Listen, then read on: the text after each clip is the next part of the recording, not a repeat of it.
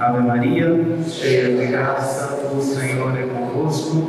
Bendita sois vós entre as mulheres, bendito é o fruto do vosso ventre, Jesus. Santa Maria, Mãe de Deus, rogai por nós, pecadores, agora e na hora de nossa morte. Amém. Santa Teresinha do Menino Jesus, Santo Tomás de Aquino, Pai do Filho e do Espírito Santo. Amém. Então, todos muito bem-vindos aí à nossa segunda aula do módulo 2 do curso de História da Igreja. Estamos estudando aí para os novatos o curso de História da Igreja no Mundo Antigo. Nós estamos tratando mais precisamente do século IV, certo? E hoje é a aula mais importante desse segundo módulo, porque nós iremos tratar da questão do arianismo, que foi a heresia mais importante do século IV. Então é muito importante prestar bastante atenção na aula de hoje, porque o arianismo vai trazer sérias consequências para toda a história da Igreja.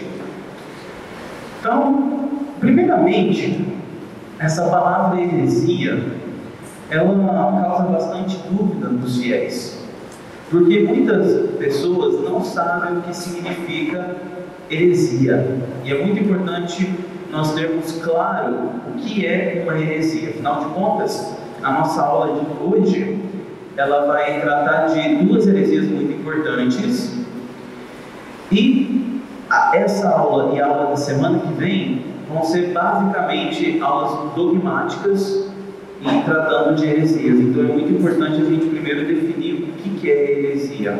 A palavra heresia vem do grego heresis, que significa uma parte. Tecnicamente, heresias, elas são doutrinas que elegem uma parte do depósito da fé e rejeitam uma outra parte do depósito da fé. Por exemplo, o protestantismo é uma heresia. O protestantismo aceita vários elementos da fé católica, que é a fé integral. Então, os protestantes aceitam a Santíssima Trindade, eles aceitam, por exemplo, a encarnação do Verbo, eles aceitam, então, vários dogmas da fé católica, porém, rejeitam outros dogmas. Por exemplo, eles rejeitam a nossa teologia da graça. Então, isso é uma heresia. Porém, existe uma outra definição de heresia que foi dada pelo Abbé de Tanoir, que foi um professor meu, na época que eu estudava na França, e para mim é a definição de heresia mais útil para o que nós vamos ver hoje. Ele definia a heresia como o esquecimento da verdade oposta. Ou seja, você quer defender um elemento de fé, e por isso você esquece de um outro elemento de fé.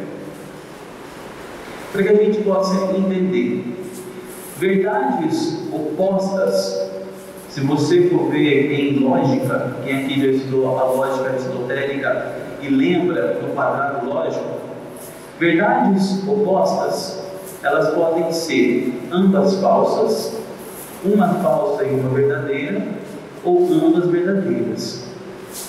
Se eu disser para vocês, por exemplo, João é alto, e eu disser João é o mais baixo de sua sala, essas duas verdades podem ser, essas duas afirmações, elas podem ser verdadeiras, apesar de elas serem opostas.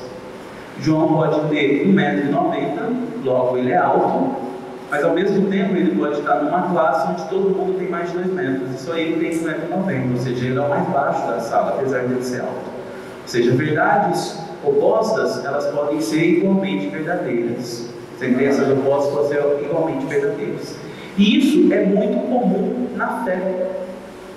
Então, por exemplo, o fato de Deus ser uno é oposto ao fato de Deus ser trino. Porém, são sentenças opostas que ambas são verdadeiras. O herege, é aquele que fica com uma parte da verdade e esquece da parte oposta. Então essa é a definição de heresia que eu gostaria que vocês guardassem. Heresia é o esquecimento da verdade oposta. E hoje nós vamos então entrar na maior heresia do século IV, que teve consequências gravíssimas na história da igreja, que é a heresia do arianismo. Antes de falarmos propriamente do arianismo, eu gostaria de citar para vocês e comentar com vocês alguns antecedentes do arianismo, porque essa heresia ela é uma heresia de cunho filosófico. Então vocês têm que entender certos elementos filosóficos para que vocês possam entender o que esse herege, que se chamava Ario, estava ensinando. O grande problema surge no contexto do platonismo. Vocês sabem que Platão foi um dos maiores filósofos da Grécia Antiga. Ele, juntamente com Aristóteles, são considerados o auge do pensamento grego. E Platão, ele vai ser muito influente por volta do século I da era cristã até mais ou menos o século V da era cristã. Nós vamos ter muitos pensamentos de cunho platônico nessa parte da antiguidade clássica. Inclusive você vai ter um movimento chamado neoplatonismo, que vai surgir com o Salto de Plotino por volta do ano 250 mais ou menos. O platonismo ele desenvolve na Grécia e ele tinha um problema a ser resolvido, que era o problema da criação do mundo. Platão ele ensinava que você tinha um mundo das ideias, no qual todas as ideias estavam presentes neste mundo. Este mundo era mais ou menos o arquétipo, ou seja, o tipo, o exemplo espiritual da realidade. Então tudo que existia nesse mundo material tinha uma ideia nesse mundo das ideias que o representasse. O mundo material então era uma cópia material do mundo das ideias. Os cristãos, quando vão ler essa ideia, sobretudo com Santo Agostinho, eles vão entender que esse mundo das ideias era o intelecto divino, onde todas as ideias estavam presentes e Deus, ele criava a partir dessas ideias. Platão, ele chegou a concluir que entre esse mundo das ideias e o mundo material existia um ser intermediário, que ele coloca o nome de Demiurgo. Demiurgo em grego significa um construtor. Então o que esse Demiurgo fazia? Ele ia no mundo das ideias, aprendia as ideias e construía essa ideia no mundo material. Esse Demiurgo não era em si para Platão Deus. Isso é muito importante. Demiurgo não era Deus, mas ele era aquele que fez o mundo material. A ideia grega de Deus era de um Deus incomunicável. Quando eu falo ideia grega, eu estou falando dos politeístas, viu? Porque no mundo politeísta era somente a plebe que acreditava nisso. Os filósofos não acreditavam nesses vários deuses.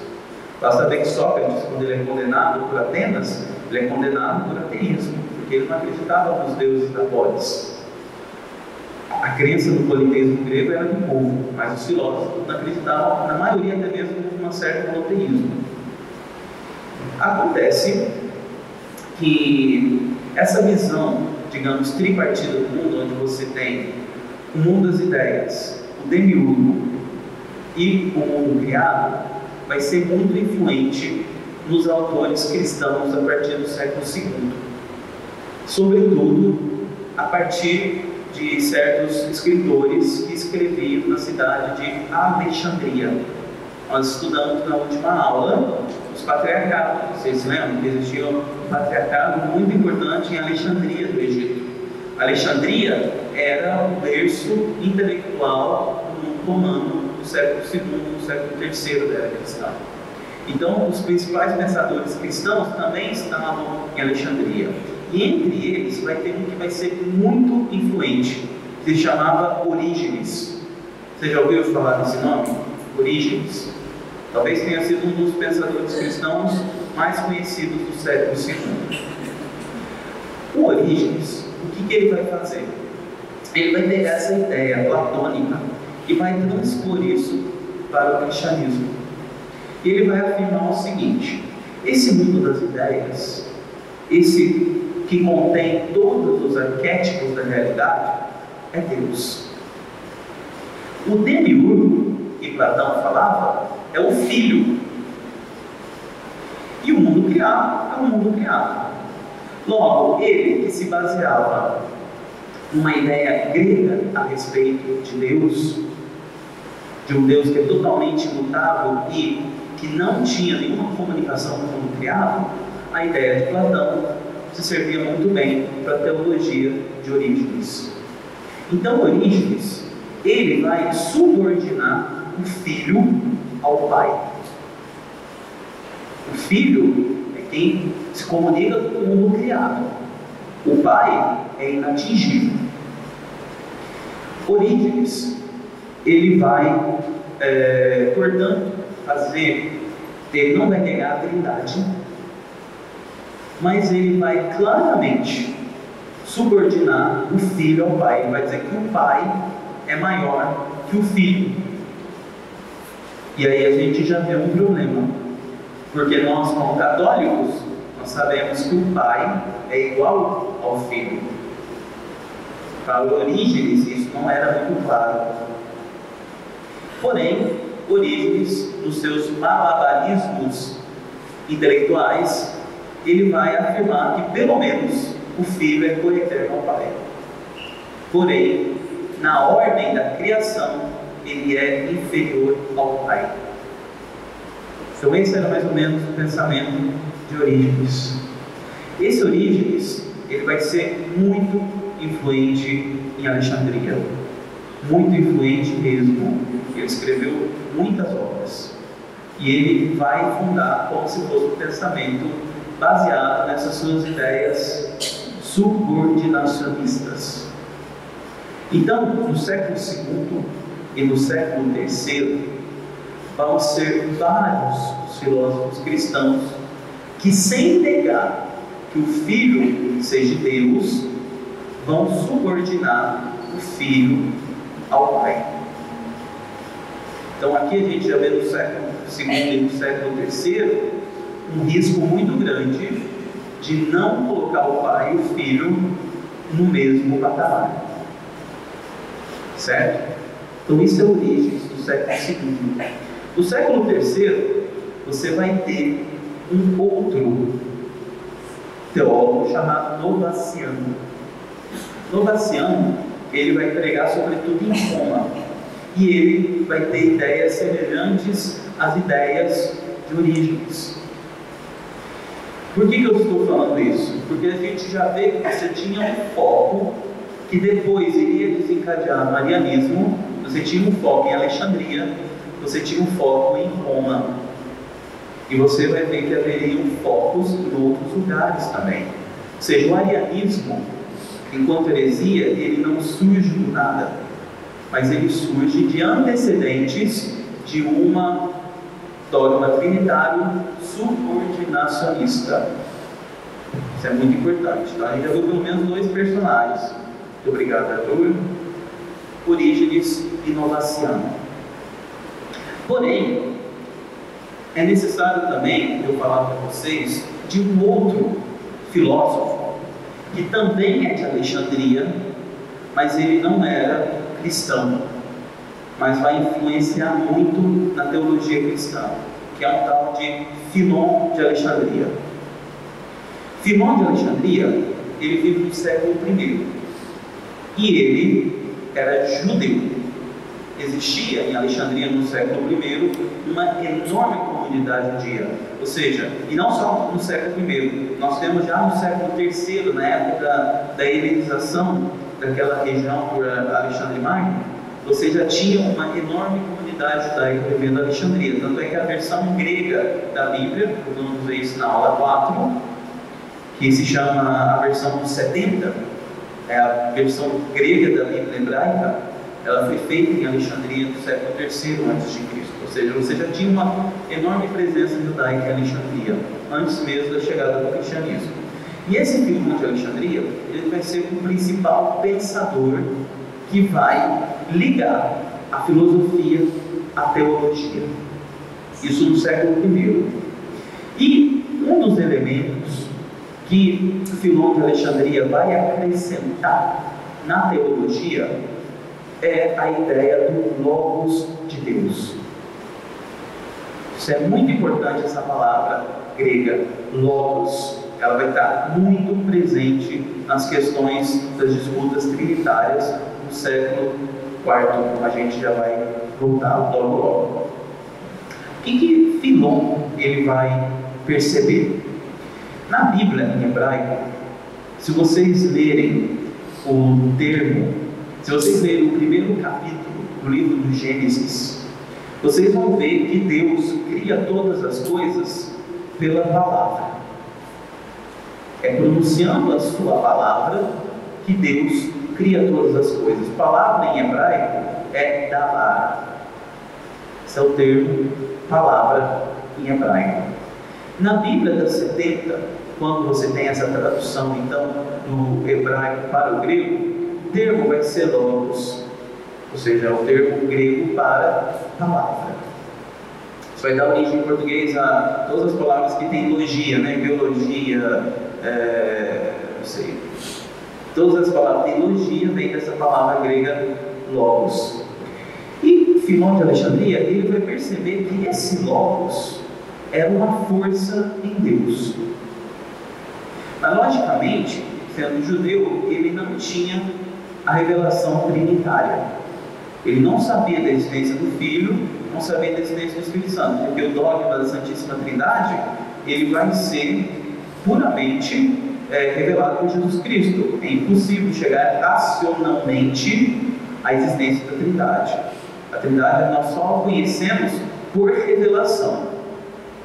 Mas Filomão de Alexandria, que era um platônico também, ele vai chegar à conclusão da existência de um logos em Deus, ou seja, uma força criadora em Deus, que de certa maneira não era um outro Deus para ele, que seria um absurdo, seria um dualismo em Deus, e para Filomão de Alexandria isso seria impensável, mas era uma força que Deus utilizava para criar as coisas.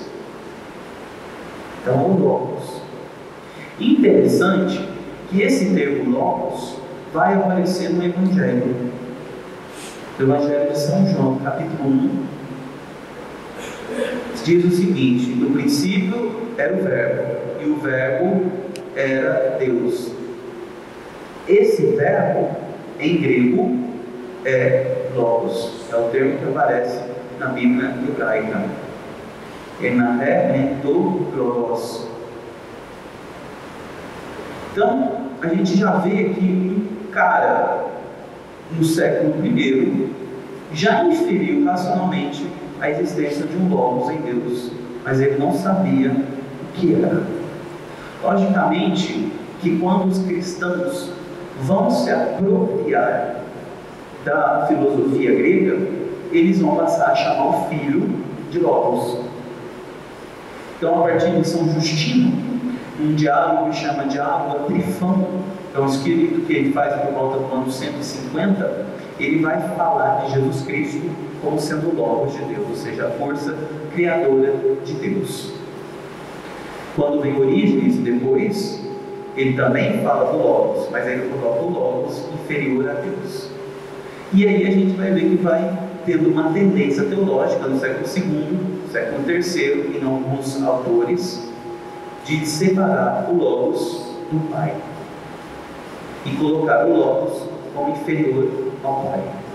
Eu não estou dizendo que esses autores que faziam isso eram ortodoxos. Orígenes foi acusado de heresia depois. Novaciano também é um autor herege. Mas o que eu quero dizer é que, historicamente, quando surge o arianismo, Você vê que o arianismo não surge do nada, mas ele surge de uma tradição teológica que já vinha pelo menos desde o século II, de tentar subordinar o filho ao pai, colocar o pai como sendo superior ao filho. Certo? Tranquilo? Por que eu fiz isso tudo? Também para mostrar que Ário não surgiu do nada. Então, como que entra o tal arianismo, né? Eu coloquei aqui como sendo a primeira controvérsia cristológica do século IV e a mais importante. Na verdade, ela sim é uma controvérsia cristológica, sim, porque ela fala a respeito do verbo, mas é uma controvérsia considerada mais trinitária. Nós consideramos as controvérsias cristológicas a partir do apolinarismo, e nós vamos ver daqui a pouco o que foi o apolinarismo. Mas, como é uma heresia que tratava da questão do verbo, eu coloquei aqui como sendo uma heresia cristológica. Tá bom? Cristológica quer dizer do Cristo. Você já sabe que é logos, né? É palavra, então uma palavra, um discurso a respeito do Cristo. Essa é a tal da cristologia. Mas quem é esse Ário? Esse Ário, ele é um padre de Alexandria. Importante notar onde ele veio.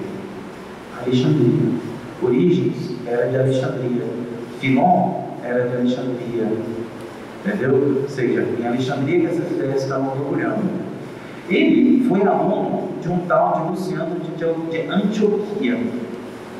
E esse Luciano de Antioquia vai ter uma influência muito grande sobre Ário, e depois, quando desenvolverem a heresia ariana e ela realmente se difundir, você vai ver com seus alunos desse tal de Luciano de Antioquia que vão ajudar Ário a difundir suas ideias. Mas o que é interessante sobre Ário? Isso daqui é o Ário, né? Ário, ele era um padre muito bom. Muitas vezes os hereges são bons, são pessoas boas. Por isso que ser bonzinho não basta. Isso é muito importante que a gente saiba. O mais importante é a defesa da verdade. Muitas vezes pessoas boas defendendo ideias falsas não dá certo. Não devem ser seguidas somente porque são pessoas boas. Ário era um tipo bom, muito penitente, fazia longos jejuns, vivia uma vida de pobreza, uma vida asceta, uma vida, de certa maneira, exemplar em meio aos pobres de Alexandria. Porém, um determinado dia, o seu bispo, que se chamava Alexandre, era o patriarca de Alexandria na época, convoca um sínodo, no qual Alexandre ele vai fazer um discurso a respeito da Trindade, no qual ele vai afirmar que o Pai e o Filho são iguais. Ário se levanta e contesta seu bispo, afirmando que o Filho é inferior ao Pai. E a partir disso começa toda a querela ariana. Ário então vai ser expulso de Alexandria. Alexandre vai convocar um sínodo, vai expulsar Ário de Alexandria e ele vai para a cidade de Cesareia. Em Cesareia, ele vai se reunir com os seus colegas que tinham sido alunos do tal Luciano de Antioquia. E lá, ele vai começar a propagar suas ideias. E essa vai ser a origem do arianismo. Mas o que ensinava o arianismo? Bom, o arianismo basicamente pega aquele modelo que eu falei para vocês de Deus, interior e criaturas e vai transpor isso em uma linguagem cristã. Então, para Ário, Deus é só o Pai. Esse Deus que é só o Pai, ele é eterno, imutável, incomunicável. E esse Deus, no tempo, ou seja, uma realidade temporal, ele criou as realidades materiais através de sua criatura mais perfeita, que era o Logos, ou seja, que era o Filho. Então, quem é o Filho para Ario? O Filho para Ario é a criatura mais perfeita do Pai. Porém, uma criatura. E aí que está todo o problema. Para Ario, o Filho está muito longe de ser Deus. O Filho é mais próximo de nós do que de Deus. Ele é uma criatura divina, uma criatura perfeita, pela qual Deus criou todas as realidades. Mas não é Deus.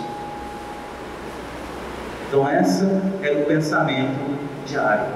Ou seja, Deus é eterno, o Filho é temporal. Por isso que Ario tinha essa famosa frase aqui: houve um tempo em que Deus não era Pai. Por quê? Porque houve um tempo em que não existia um Filho. O Filho foi criado no tempo. Então esse é um grande problema em Ario. E quem é Jesus Cristo para Ario? Jesus Cristo para Ario seria um receptáculo dessa criatura perfeitíssima que era o Filho. Mas Jesus Cristo também não era Deus para Ario. Era apenas um receptáculo dessa criatura tal do Logos. Então a gente já viu que com isso toda a fé na Trindade vai por água abaixo. Ario negava a existência da Santíssima Trindade. Para Ario, o Filho era uma mediação entre o Pai e as criaturas, mas ele mesmo era uma criatura. E como Ario justificava as suas teses? Ele tinha dois argumentos. Um era bíblico, porque ele tem uma passagem do Evangelho de São João, se eu não me engano é João 13, 5, mas eu posso estar enganado, no qual Jesus diz: eu sou menor que o Pai. Jesus diz isso. Então esse era uma frase bíblica que Ario usava para justificar a sua tese. E ele usava um argumento litúrgico. Qual que era o argumento litúrgico? Era a doxologia das orações, das orações da missa, aquela parte conclusiva das orações da missa, que na época de Ario sempre terminavam por Cristo nosso Senhor. Então Ario, ele entendia esse por Cristo nosso Senhor, que a gente usa até hoje, na verdade. Ele entendia esse por Cristo como Jesus Cristo sendo apenas um intermediário, e não como sendo a finalidade das nossas orações. Então ele usava esses dois argumentos, um argumento bíblico e um argumento litúrgico, para justificar as suas teses. A igreja, em resposta a isso, vai até, uma questão de curiosidade, vai modificar por muitos séculos esta oração por Cristo Senhor nosso. Se você for pegar a liturgia antiga, todas as orações, elas terminam com uma outra conclusão. Elas terminam assim: vós que viveis e reinais com o Pai na unidade do Espírito Santo por todos os séculos dos séculos. Amém. Isso vai vir como uma resposta ao arianismo. Vai ser por volta do século IV que essa conclusão vai surgir na igreja. E uma outra oração que vai ser formulada contra Ario vai ser o glória ao Pai, ao Filho e ao Espírito Santo. A gente reza até o dia de hoje. Vai ser feita contra Ario para mostrar a igualdade entre o Pai, o Filho e o Espírito Santo. Certo? Então essas eram as teses de Ario que vão ser duramente combatidas pela igreja no tempo que elas surgiram. Eu estou falando aqui, elas surgem por volta do ano 320, pouco depois do Edito de Milão, que a gente estudou na nossa aula. O que acontece? Acontece que Ario vai para Cesareia. Lá em Cesareia, quando ele é expulso pelo bispo Alexandre, ele se reúne com seus comparsas e eles fazem um sínodo. Eles convocam um sínodo na cidade de Cesareia, e esse sínodo define que Ario deveria ser reaceito na igreja de Alexandria, a contragosto do patriarca, que era o Alexandre. Ário volta para Alexandria, e como ele era um padre que o povo gostava muito, ele foi aclamado pelo povo. As pessoas amavam Ário em Alexandria. E Ário, ele começou a difundir a doutrina dele de uma maneira muito esperta. Ele começou a difundir a doutrina dele com versinhos, com musiquinhas, com coisas que as pessoas aprendiam rápido. Então, facilmente, a heresia ariana se espalhou. Rapidamente. De tal forma que quando Ário chega em Alexandria, todo mundo ali está a favor de Ário, enquanto o bispo Alexandre começa a tragédia. Por quê? O arianismo se popularizando, o negócio virou meio que Flamengo e Vasco. Nos anos 70, as pessoas se matavam no futebol. As pessoas começaram a se matar e a fazer motim e a brigar por questão do arianismo, por questão do dogma trinitário. Eu tenho um relato aqui que é muito interessante, escrito por São Gregório de Nissa, só para a gente ter uma noção de como que era essa questão do arianismo na época de Ário. A coisa virou time de futebol. As pessoas comentavam e as pessoas disputavam sobre arianismo e a doutrina católica na rua. Olha só para você ver o que dizia São Gregório de Nissa. Se se pede ao campista o valor da moeda, ele vos responde sobre o gerado e o ingênito. Se vai ao açougue, o açougueiro vos declara que o pai é maior que o filho. Se vai às termas, o rapaz que prepara o banho vos interroga, não para saber se o vosso banho é quente ou frio, mas para que pregais que o filho é saído do nada.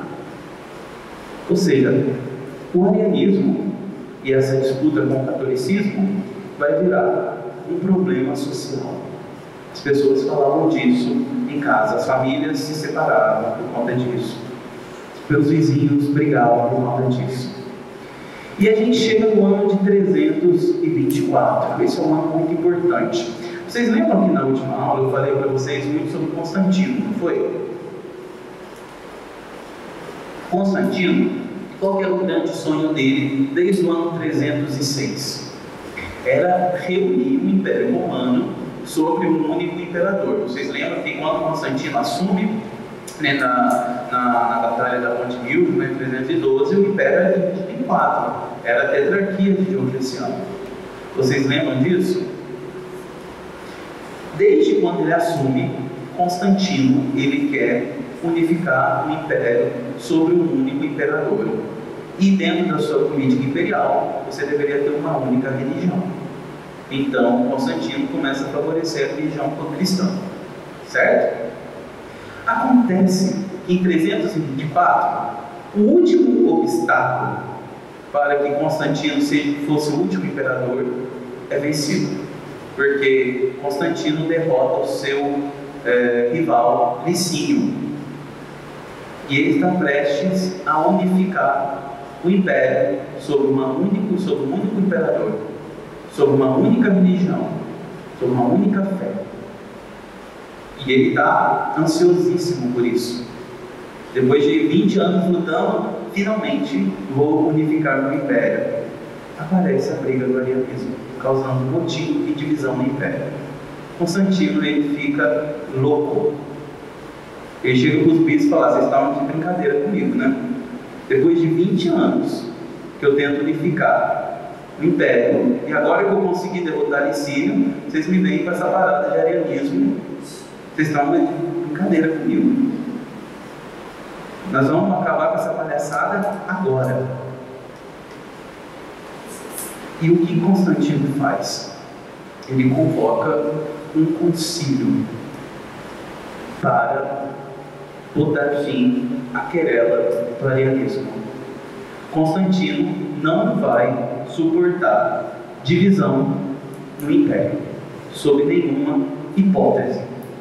Então, nada de arianismo, nada de briga dessas coisas não. Aqui é um imperador e uma religião. Então nós vamos decidir, é para ser arianismo, é para todo mundo ser arianismo, é para ser católico, todo mundo ser católico. Nós vamos decidir isso no concílio. Ele vai convocar então um concílio em 325 na cidade de Nicéia, que ficava na região da Ásia Menor. Constantino já havia convocado um concílio na cidade de Acre, no ano de 314. Mas era um concílio que não era doutrinário. Ele convocou um concílio para tentar acabar com uma disputa de sucessão episcopal na cidade de Cartago, entre bispos donatistas e bispos católicos. Era uma divisão que existia na época, donatistas e católicos, né? Mas depois eu vou falar do donatismo, eu vou falar de Santo Agostinho. Mas vai ter uma disputa em Acre, e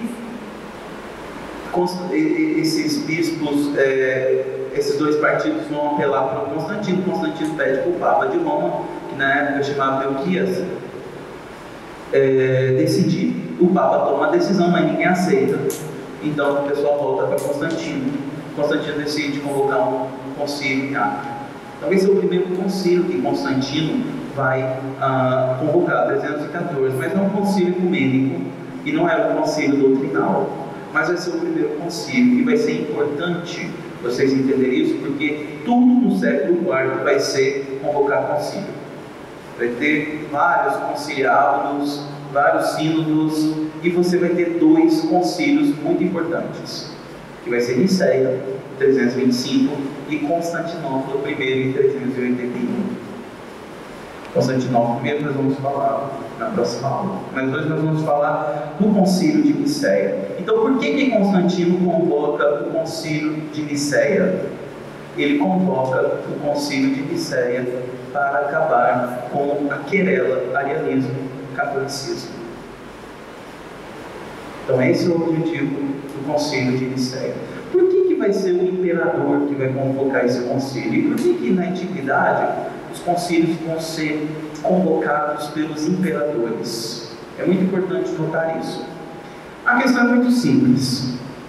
Somente o imperador tinha poder para reunir um grupo grande de pessoas na antiguidade. Só ele que tinha meios para fazer isso. Nós estamos falando do século IV. Comunicação não é fácil. Você só tinha os meios imperiais de comunicação. Então o imperador era o único que tinha um lugar para acomodar muitos bispos, era o único que tinha meios para fazer os bispos viajarem, era o único que tinha dinheiro para financiar o concílio.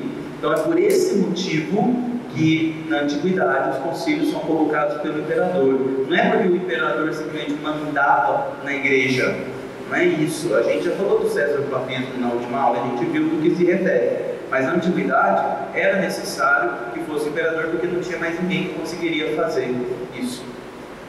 Então o imperador convoca o concílio. E no concílio você reafirma a fé católica. Então o que o concílio de Nicéia define como fé católica? Ela confirma que a fé católica é o Pai e o Filho são iguais. E para isso, ela usa um termo técnico que chama homoousios. É um termo grego. Homo significa igual. Ousia significa substância. Ou seja, Pai e Filho são da mesma substância. Certo? É um termo problemático por vários motivos. Ele era problemático primeiro porque ele não está na Bíblia. Então a gente já vê que essa ideia protestante de que tudo tem que estar na Bíblia já não encontra respaldo na tradição da igreja, pelo menos a partir do século IV. Porque o termo homoousios, que em latim vai ser consubstancial, não é um termo bíblico, é um termo filosófico. Então isso é importante. Ele vai ser problemático também porque alguns hereges modalistas já haviam usado o termo moídos no passado e haviam sido condenados, entre eles um tal de Paulo de Samosata, que era um modalista. O que dizia o modalismo? O modalismo era uma heresia que afirmava que você tinha um único Deus, então, como a gente, só tem um Deus, né? E que o Pai, o Filho e o Espírito Santo não eram pessoas, mas eles eram somente formas de Deus se manifestar. Ou seja, tais dias Deus se manifestava como Pai, outros dias Deus se manifestava como Filho, e outros dias Deus se manifestava como Espírito Santo. Mas não havia essa distinção pessoal em Deus, como afirma a fé católica. Para os modalistas, você tinha uma única ousia divina e você tinha apenas manifestações diferentes de Deus, Pai, Filho e Espírito Santo.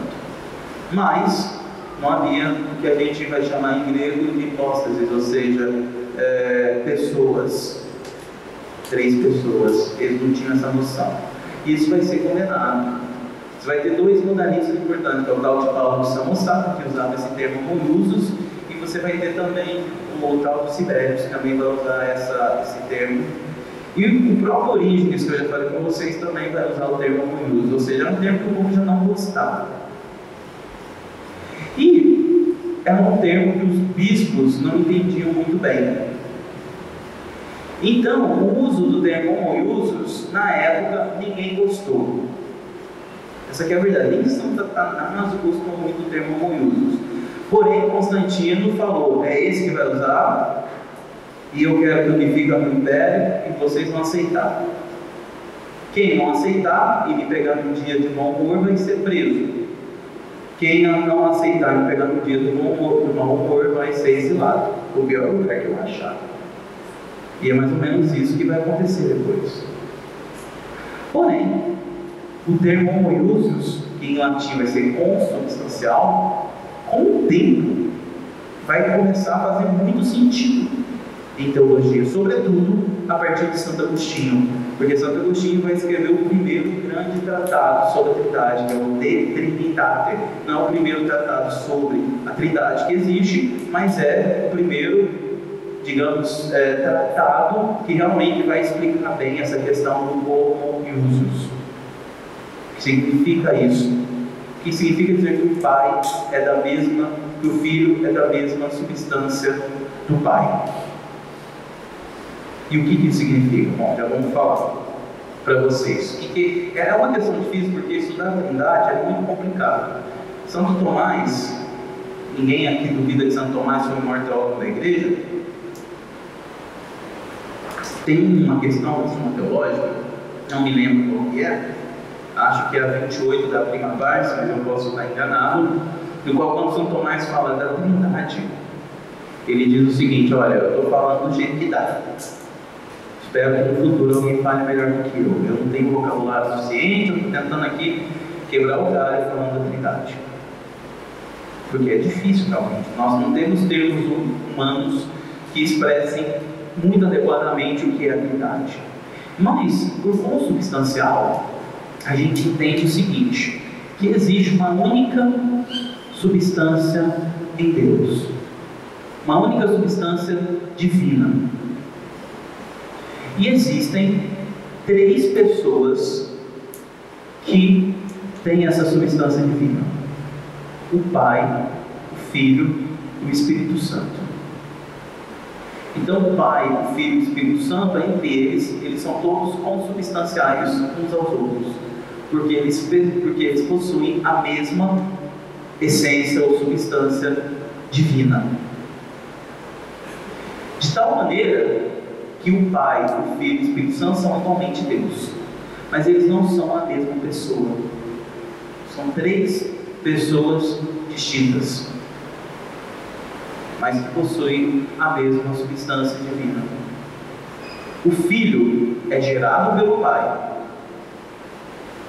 porque o Filho, na verdade, e aqui eu já teria que explicar a respeito do dogma trinitário, vou fazer isso brevemente, para que vocês saibam mais ou menos como é, e depois na próxima aula eu falo do Espírito Santo. Mas a questão é mais ou menos o seguinte: Deus, Pai, é a origem lógica da Trindade. Não é a origem temporal da Trindade.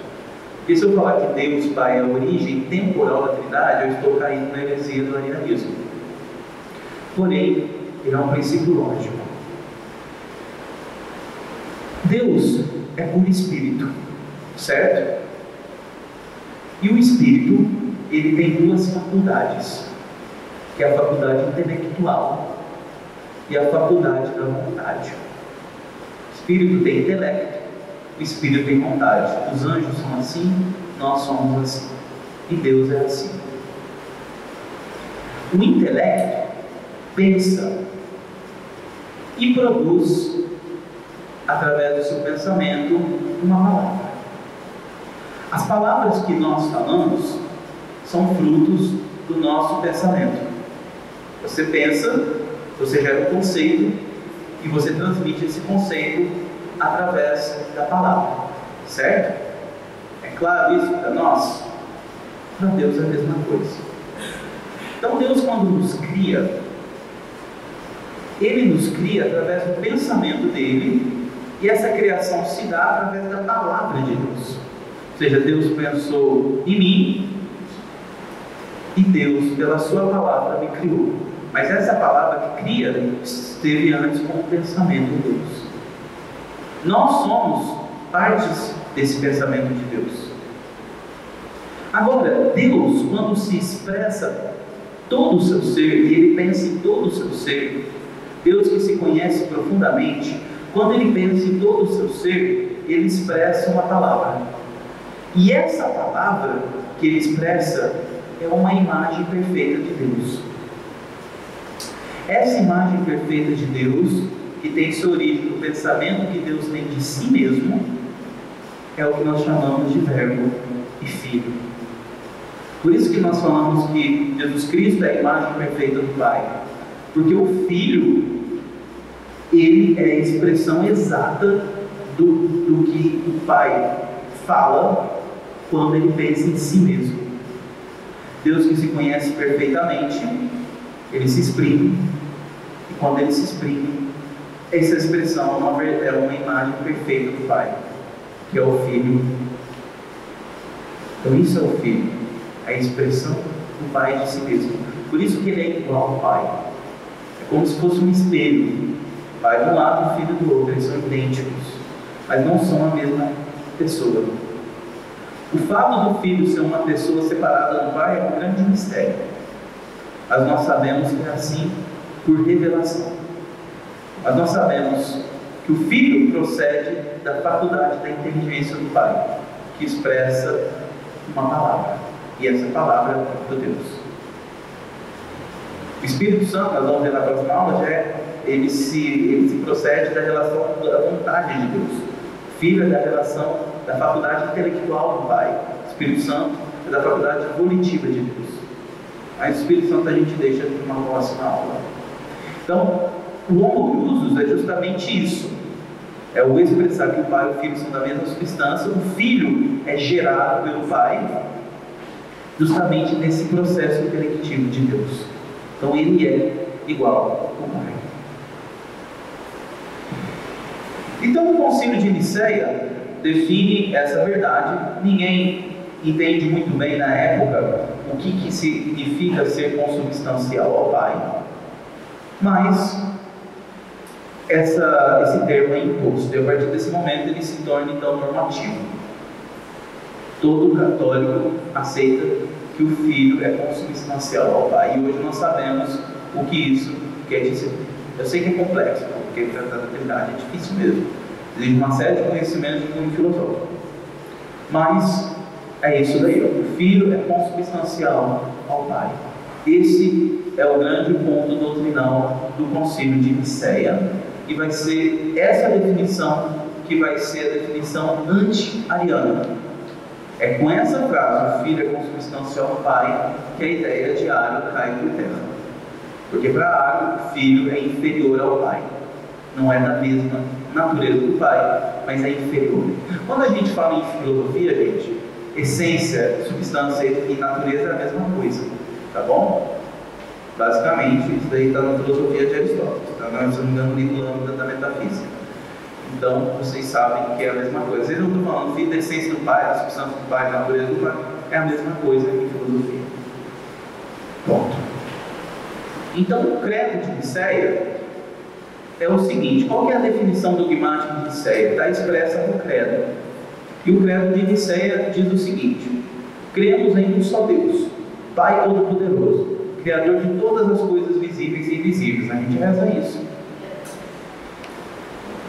Filho e em um só Senhor, Jesus Cristo. Essa palavra Senhor também é anti-ariana, porque você tem em linguagem bíblica, o termo Senhor é sempre usado para Deus. Senhor Jesus Cristo, Filho de Deus, gerado unigênito do Pai, isto é, da substância do Pai. É o famoso homoiousios, certo? Deus de Deus, luz da luz, Deus verdadeiro, gerado, não feito, consubstancial ao Pai, por quem foram feitas todas as coisas que estão no céu e na terra.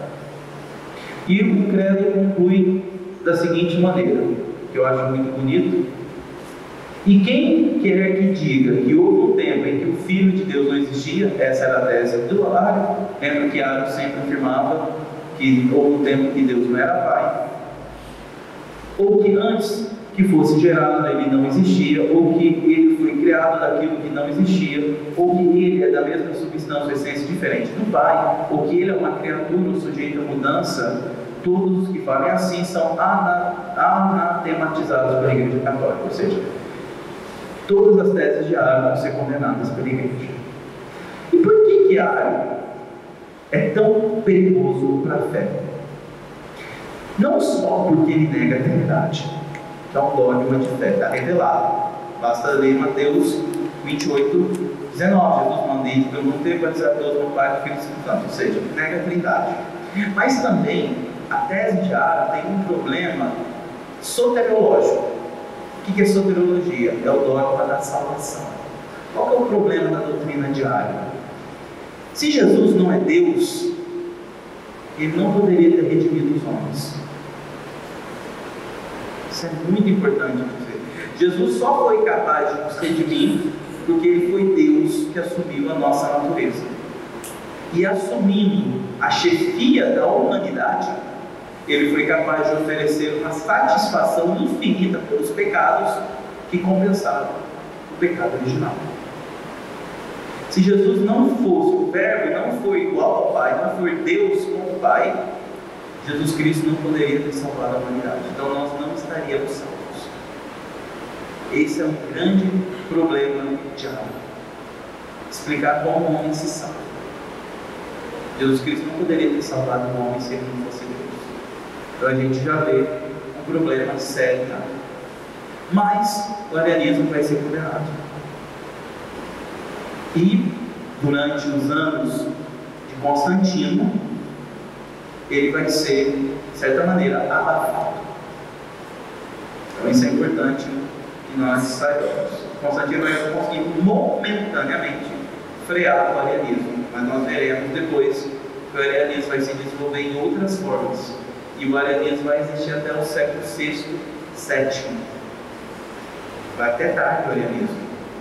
Você vai ter bispos espanhóis, sobretudo entre os visigodos, que vão ser os bárbaros que vão conquistar a Espanha. Eles vão ser, em sua maioria, arianos. O arianismo vai persistir por muitos séculos. Mas o concílio de Nicéia, ele vai ser importante não só por questão doutrinária, mas o concílio de Nicéia, ele vai ter outras questões também muito importantes. Ele vai fazer uma série de normas disciplinares para a igreja. Então, por exemplo, aqui eu coloquei algumas normas disciplinares. Primeiro, a proibição da autocastração. Vai ser proibida a partir do concílio de Nicéia, ninguém pode ser autocastrado.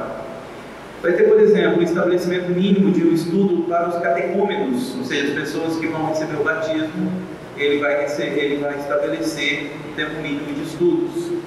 Também vai ter umas normas litúrgicas, a precedente de bispos e presbíteros antes do diácono de receber a Eucaristia. Vai também proibir a usura entre os clérigos, ou seja, os clérigos não podem vender coisas a preço caro. Vai proibir, por exemplo, a ordenação de um bispo na presença de menos de 3 bispos, e todos têm que ser confirmados pelo metropolita, ou seja, vai estabelecer uma série de normas para a igreja. O Concílio de Nicéia também vai ser muito importante do ponto de vista organizacional. Não vai ser só doutrinário, mas também organizacional. E uma das coisas que vai ser definida no Concílio de Nicéia vai ser a data da Páscoa. Na época de Nicéia, você tinha três tipos de datação da Páscoa, de tal maneira que os cristãos não celebravam a Páscoa juntos. Você tinha uma data em Roma, você tinha uma data em Alexandria e você tinha uma data em Antioquia. Antioquia seguia o calendário judeu, celebrava a Páscoa em 14 de Nissan. Enquanto que em Roma e Alexandria você vai ter outras maneiras de calcular a Páscoa. É interessante notar que vai ser o mesmo ano de Roma que vai sobrepor. E fica definido que a Páscoa seria celebrada no primeiro domingo, depois da primeira lua cheia, depois do equinócio da primavera no hemisfério norte. Assim que se calcula a data da Páscoa. Se você tem curiosidade de saber, é isso. Então, domingo, depois da primeira lua cheia, depois do equinócio da primavera no hemisfério norte. Assim que se calcula a data da Páscoa. Quem vai definir isso? O Concílio de Nicéia. Ou seja, a gente já celebra a Páscoa com essa datação desde 325. Certo? Beleza. Apolinarismo é outra heresia que é importante nós estudarmos. Por quê? Porque eu não falei para vocês que a heresia é o esquecimento da verdade oposta? Eu falei isso no início, né? O apolinarismo surgiu com muitas boas intenções, porque o fundador dessa heresia, o Apolinário, ele era anti-ariano. E ele desenvolve a sua tese para lutar contra o arianismo. Ele vê que o arianismo é um problema sério, então ele desenvolve uma tese contrária ao arianismo, mas a tese dele também é herética. O que ensinava Apolinário? Ele ensinava o seguinte, que na verdade a humanidade de Jesus é Deus, né? Ario dizia que Jesus não era Deus, mas para Apolinário, Jesus é Deus. Então, quanto a isso, dava certo. Porém, Apolinário nega que a humanidade de Jesus fosse uma verdadeira humanidade. Para ele, o corpo humano de Jesus era aparente, era somente uma aparência. Mas Jesus era Deus, contra o arianismo. Porém, a humanidade de Jesus era aparente. De tal maneira que Apolinário dizia: Jesus não morreu na cruz.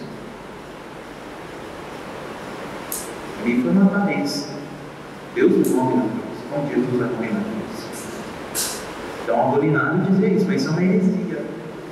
Isso daí vai contra a verdade da igreja. Porque Jesus Cristo, verdadeiro Deus sim, mas também verdadeiro homem. E qual é o problema de Apolinário? Se Jesus não é homem, ele também não redimiu os homens. Nós tínhamos falado na época sobre o arianismo, se Jesus não é Deus, ele não poderia redimir os homens.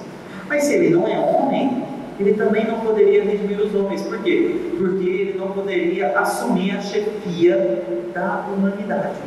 Jesus Cristo ele é capaz de oferecer um sacrifício expiatório pelo pecado original, porque ele assume o lugar de Adão como chefe da humanidade, e a partir de Jesus Cristo, ele é o chefe da humanidade. Então, em nome de toda a humanidade, ele oferece o sacrifício expiatório dos pecados.